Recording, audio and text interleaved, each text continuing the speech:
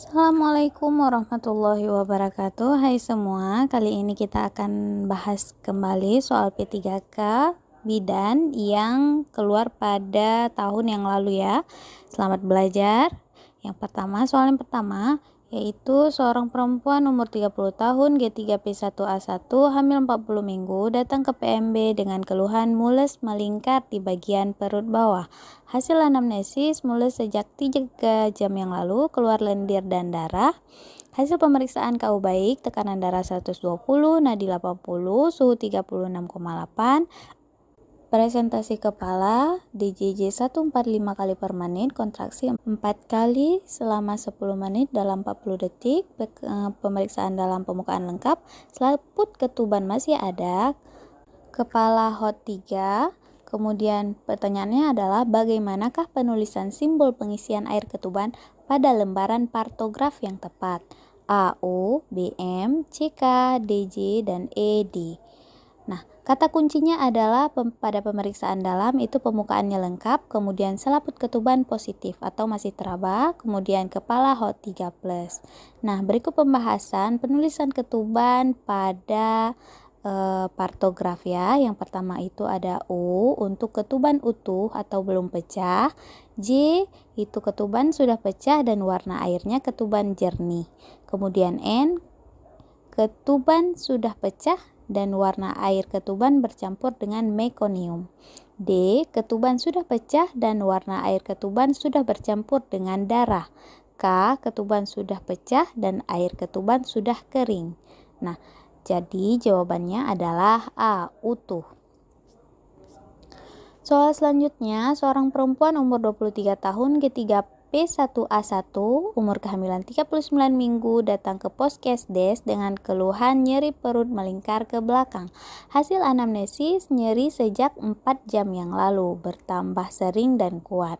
Hasil pemeriksaan KU baik, tekanan darah 120/70, nadi 86, pernapasan 22, suhu 36,8, his 4 kali dalam 10 menit selama 40 detik. Kemudian TFU 34 cm, presentase kepala, DJJ 132, pemeriksaan dalam pembukaan 6 cm, ketuban utuh, sutura saling bersentuhan, hot 3. Nah, yang jadi pertanyaannya adalah bagaimanakah penulisan simbol penyusupan sutura di partograf pada kasus tersebut? A4, B3, C2, D1, E0. Nah, kata kuncinya adalah presentasi kepala, kemudian 2/5, DJJ 132 kali per menit, pemeriksaan dalam pembukaan 6 cm, ketuban utuh, suturanya saling bersentuhan. Nah, pembahasannya adalah cephalopelvic disproportion atau CPD, itu lambang atau simbolnya dalam partograf itu yang pertama ada 1, itu suturanya terpisah, sutura kepala bayi ya. Kemudian yang simbol kedua itu tulang-tulang kepala janin hanya saling bersentuhan. Ingat, kalau 2 itu hanya saling bersentuhan. Yang ketiga itu sutura tumpang tindih tetapi masih dapat diperbaiki. Nah, yang keempat sutura tumpang tindih dan tidak dapat diperbaiki. Jadi jawabannya adalah C. Tulang-tulang kepala janin hanya saling bersentuhan. Soal selanjutnya, seorang perempuan umur 30 tahun infartu kala 1 fase aktif datang ke PMB, hasil anamnesis mules sejak 5 jam yang lalu, sekarang makin sering mules.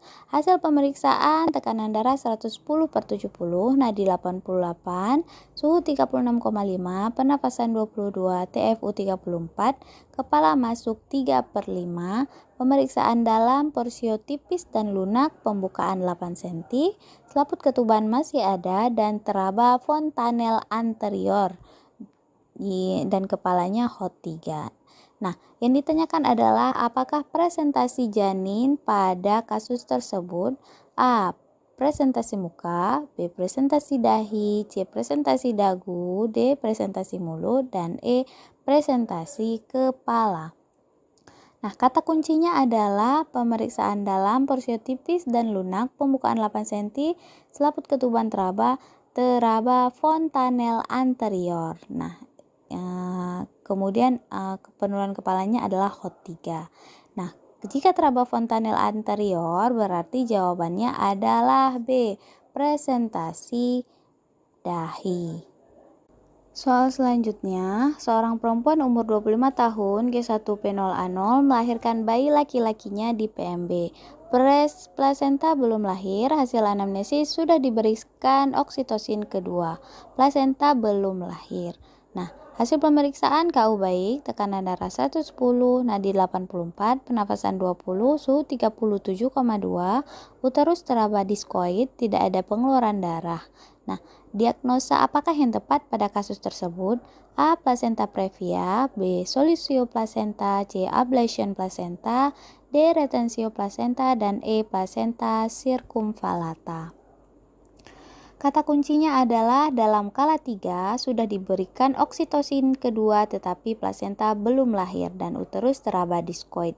Tidak ada pengeluaran darah.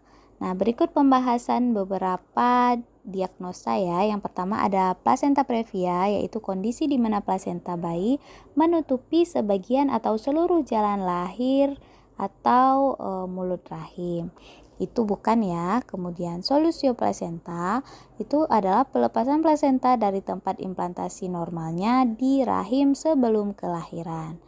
Nah, ablation placenta ini sama dengan solusio placenta. Kemudian ada retensio placenta, yaitu kondisi tidak keluarnya placenta dalam waktu 30 menit setelah melahirkan bayi. Kemudian placenta circumvallata, yaitu pertumbuhan placenta yang tidak normal, yaitu placenta yang ada pada permukaan fetalis dekat pinggir terdapat cincin putih.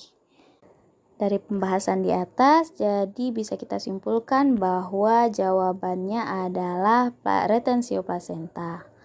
Soal selanjutnya, seorang perempuan umur 31 tahun P2A0 melahirkan 15 menit yang lalu di Poskesdes. Riwayat persalinan, bayi lahir spontan, menangis kuat, gerakan aktif, plasenta lahir lengkap, hasil pemeriksaan KU baik, TFU 1 jari di bawah pusat, kontraksi uterus kuat, kandung kemih kosong, perdarahan lebih kurang 200 mili. Yang ditanyakan adalah apakah tindakan selanjutnya yang paling tepat pada kasus tersebut? A. Menilai perdarahan, B. Melakukan masase uterus, C. Memberikan oksitosin kedua, D. Observasi tanda-tanda vital, dan E. Melakukan rangsangan puting susu. Nah, kata kuncinya adalah melahirkan 15 menit yang lalu. TFU 1 jari di bawah pusat dan kontraksi uterus kuat, kandung kemih kosong, dan perdarahan lebih kurang 200 mili. Dari kata kunci ini kita bisa lihat bahwa ibu sedang dalam fase kala 4, yaitu kala pengawasan. Nah, berikut pembahasan ini adalah pilihan soalnya ya. Yang pertama itu adalah A. Menilai perdarahan. Itu sudah dilakukan, yaitu perdarahannya lebih kurang 200 mili. Kemudian B. Melakukan masase uterus. Itu juga sudah dilakukan dengan kontraksi uterus kuat. Kemudian memberikan oksitosin kedua itu tidak perlu dilakukan karena kontraksi uterus juga sudah kuat. Kemudian ada D, observasi tanda-tanda vital, itu bisa saja dilakukan, dan E, melakukan rangsangan puting susu, itu tidak perlu dilakukan. Jadi jawabannya adalah D, observasi tanda-tanda vital. Soal selanjutnya, seorang perempuan umur 25 tahun G2P1A0 dengan persalinan kala 3 di PMB. Riwayat kala 2 normal, hasil anamnesis merasa mules dan ada cairan keluar dari vagina. Hasil pemeriksaan tekanan darah 110, nadi 88, suhu 37 dan pernapasan 20. TFU 2 jari di atas pusat, kontraksi keras, telah dilakukan suntikan oksitosin 10 international unit IM, ada pengeluaran darah. Nah, yang ditanyakan adalah tindakan selanjutnya yang paling tepat pada kasus tersebut, yaitu A. Menunggu plasenta lahir sendiri, B. Melakukan PTT, C. Memberikan oksitosin kedua, D. Mengeluarkan plasenta, dan E. Masas uterus.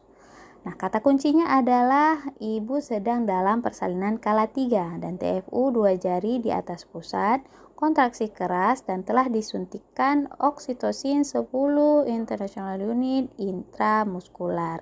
Dan ada pengeluaran darah, berarti sudah ada tanda-tanda pelepasan plasenta. Nah, berikut pembahasan tentang proses persalinan skala 3. Nah, skala 3 itu adalah proses pelepasan plasenta, di mana di situ ada yang namanya manajemen aktif skala 3. Nah, apa-apa saja manajemen aktif skala 3 ini yaitu yang pertama adalah melakukan suntikan oksitosin. Jadi kita bisa lihat bahwa sudah dilakukan penyuntikan oksitosin. Kemudian yang kedua melakukan PTT atau peregangan tali pusat terkendali. Yang ketiga ada masas uterus. Nah, dari manajemen aktif skala 3 yang ini kita bisa lihat bahwa yang telah dilakukan adalah suntik oksitosin. Jadi jawaban yang paling tepat adalah melakukan PTT. Oke, selesai untuk kali ini. Terima kasih sudah menyimak sampai habis. Semoga bermanfaat. Assalamualaikum warahmatullahi wabarakatuh.